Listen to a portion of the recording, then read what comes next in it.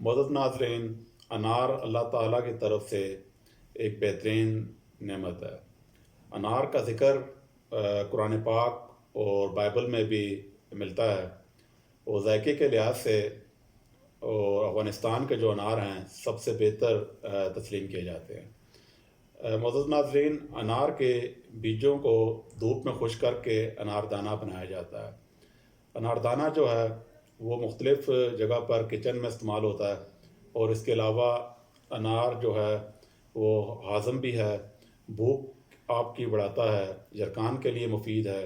الٹی کے لیے کے اور متلی کو جو ہے روکتا ہے، اور جو جسم کا جو صفرابی مواد ہے اس کو ختم کرتا ہے۔ انار دانہ جو ہے اس کو ابال کر نیم گرم جو پینا جو ہے یہ دل کے امراض کے لیے ایک بہت ہی بہترین علاج ہے کہ اناردانے کو آپ ابالیں اور اس کے بعد اسے نیم گرم پئیں۔ یہ دل کے تمام امراض کے لیے انتہائی آپ سمجھ لیں کہ مفید چیز ہے۔ انار جو ہے اس کے علاوہ آپ کو قوت مدافعت اور بڑھاپے میں جو یہ بھول جانے کی بیماری جسے الزائمر کہتے ہیں اس کے لیے بہت مفید ہے۔ عام حالات میں معدے کے درد کے لیے اور قبض کے لیے، بھوک کی کمی، گلے کی خراش، گلے کی جو خشک کھانسی ہوتی ہے اس کے لیے، پیشاب کی نالی کے جو انفیکشن ہے، دمہ، اور دمہ کے علاوہ آپ دیکھ لیں دانتوں کی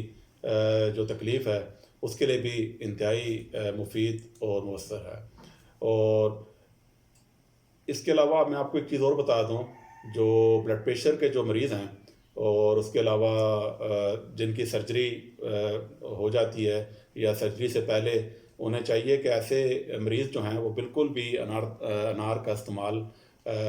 نہ کریں۔ اگر کرنا بھی ہے تو اپنے ڈاکٹر سے پوچھ کر اس کے مشورے سے انار کا استعمال کریں،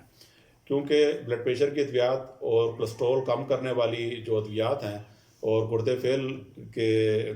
فیل میں جو ادویات استعمال ہوتی ہیں ان کے ساتھ اس کا استعمال کرنا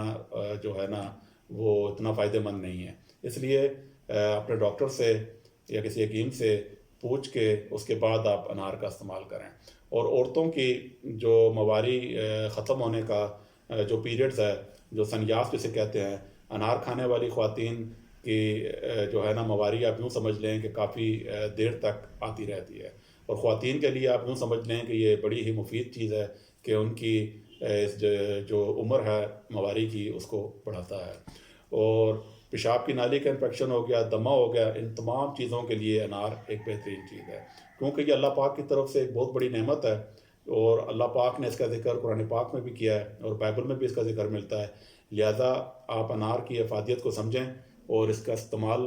باقاعدگی سے کریں اور اللہ پاک کی نعمتوں کا شکر ادا کریں۔ اب آخر میں ناظرین آپ سے اجازت چاہتا ہوں، لیکن اجازت چاہنے سے پہلے